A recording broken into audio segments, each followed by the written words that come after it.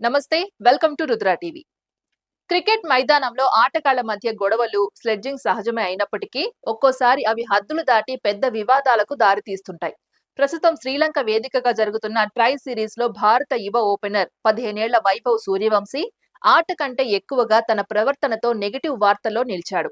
India ఏ తరఫున ఆడుతున్న ఈ లెఫ్ట్ హ్యాండ్ బ్యాటర్ మ్యాచ్ ముగిసిన తర్వాత ప్రత్యర్థి జట్టు ఆటగాడితో గొడవకు దిగడం ఇప్పుడు అంతర్జాతీయ క్రికెట్ లో తీవ్ర చర్చనీయాంశంగా మారింది.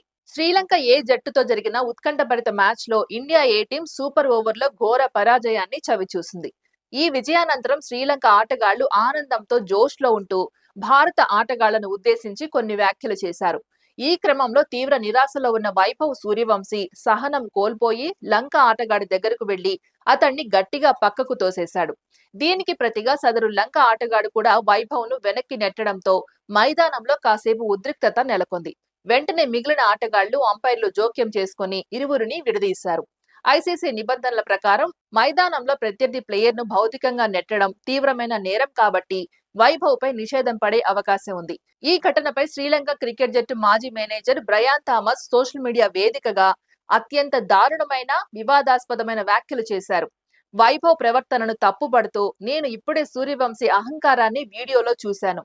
క్రికెట్ లో రెడ్ లేదా ఎల్లో కార్డ్ లేకపోవడం విచారకరం. మ్యాచ్ రిఫరీ ఈ గొర్రెల కాపర్ని తదుపరి మ్యాచ్ల నుంచి సస్పెండ్ చేస్తే బుద్ధి వస్తుంది అని రాసుకొచ్చాడు. అయితే ఆ తర్వాత అతడు చేసిన వ్యాఖ్యలు భారతీయులకు తీవ్ర ఆగ్రహాన్ని తెప్పించాయి. బ్రయాన్ థామస్ తన పోస్ట్ లో భారతీయులను అవమానిస్తూ, భారతదేశంలోని ఒక పల్లెటూరు కుర్రాడి నుంచి ఇంతకంటే ఏం ఆశించగలం? శ్రీలంకతో పోలిస్తే అక్కడ పెంపకంలో చదువు, సంస్కారాల కొరత స్పష్టంగా కనిపిస్తోంది. సూర్యవంశీ, ఒకవేళ నీకు ఇక్కడ ఆడడం నచ్చకపోతే నీ భారతీయ యజమానులకు ఫోన్ చేసి హాయిగా ఇంటికి వెళ్ళిపో. ఎందుకంటే క్రికెట్ అనేది జెంటిల్మెన్ గేమ్ షో అంటూ అత్యంత ఘాటుగా స్పందించాడు. ఒక యువ ఆటగాడి తప్పును ఎత్తి చూపడానికి ఏకంగా భారతదేశపు పల్లెటూరి సంస్కృతిని, పెంపకాన్ని విమర్శించడంపై సోషల్ మీడియాలో నెటిజన్లు లంక మేనేజర్ పై మండిపడుతున్నారు. ఒకవైపు ఇలాంటి వివాదాలు నడుస్తూ ఉండగా మరోవైపు ఈ సిరీస్ లో వైభవ్ సూర్యవంశీ బ్యాటింగ్ ఫామ్ కూడా చాలా పేలవంగా ఉంది. ఆడిన 3 మ్యాచ్ల్లోనూ అతడు కనీసం ఒక హాఫ్ సెంచరీ కూడా చేయలేకపోయాడు. మొదటి మ్యాచ్ లో శ్రీలంకపై కేవలం 14 పరుగులు మాత్రమే చేసిన వైభవ్ ఆఫ్ఘనిస్తాన్ తో జరిగిన రెండవ మ్యాచ్ లో 44 పరుగులు చేసి మంచి టచ్ లో కనిపించినప్పటికీ హాఫ్ సెంచరీ చేజార్చుకున్నాడు. ఇక తాజా మ్యాచ్ లో లంకపై 21 పరుగులకే వెనుదిరిగాడు.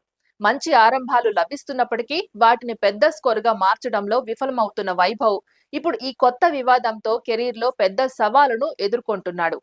ఇది ఇవాల్టి అప్డేట్. మరో అప్డేట్ తో మళ్ళీ కలుద్దాం. అంతవరకు చూస్తూనే ఉండండి రుద్ర టీవీ.